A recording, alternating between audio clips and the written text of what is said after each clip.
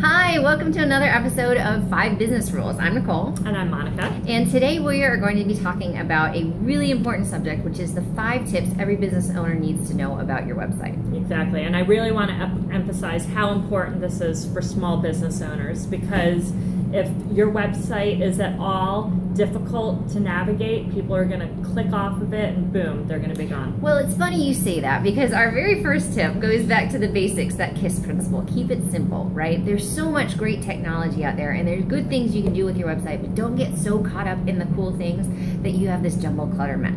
Make it really easy for people to get around. Yeah, again, if people cannot find the information they're looking for very quickly, they're out of there.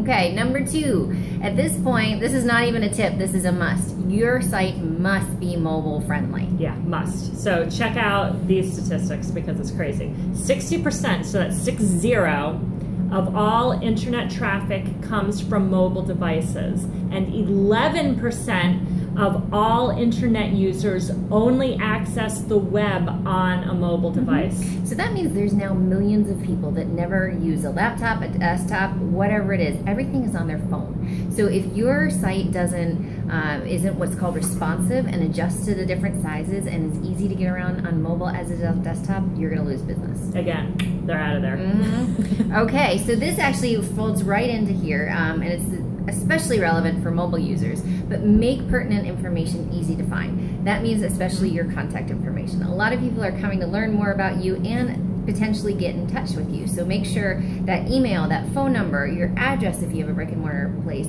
is readily available. Yeah, and let's pull out another statistic to, show how important that is.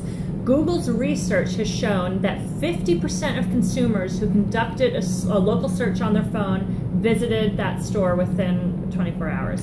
And it makes sense, because if you think about what you're doing, when you want to go to a restaurant, you might call to get a reservation or just even look up their menu online. Some other store, you want to call and say, do you have this? And if they do, you're going to drive right over and pick it up, right? So that action gets there, but if you can't find that information on the website, then that store is not going to get the business. Exactly.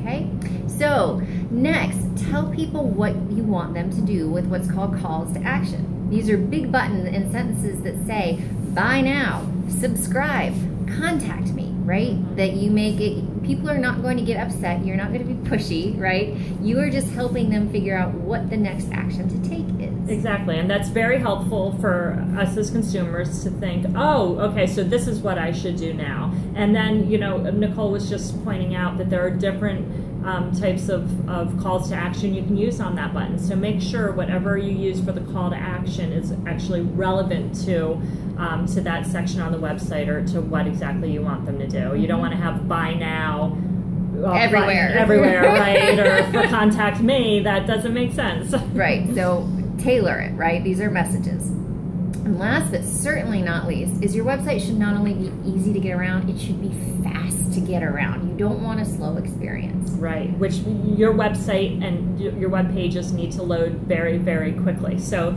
a lot of the average web page takes 5 seconds to load, which doesn't sound like a lot. But then you consider that Google recommends web pages load in 2.5 seconds. You're like, oh, that's a big difference. So that's almost instantaneous, right? Which is about the attention span we have, and it can impact everything. It can change your search engine rankings, and it actually really it changes the customer experience, because there's so many surveys out there with people saying they're not going to go back to your site if it takes too long to load, and you're sitting there twiddling your thumbs. So if your site takes 15 seconds to load, you got some work to do. Yeah, major work to do. But you follow these tips and you're well on your way to a good website. Exactly. Bye. Thanks for joining us. Bye.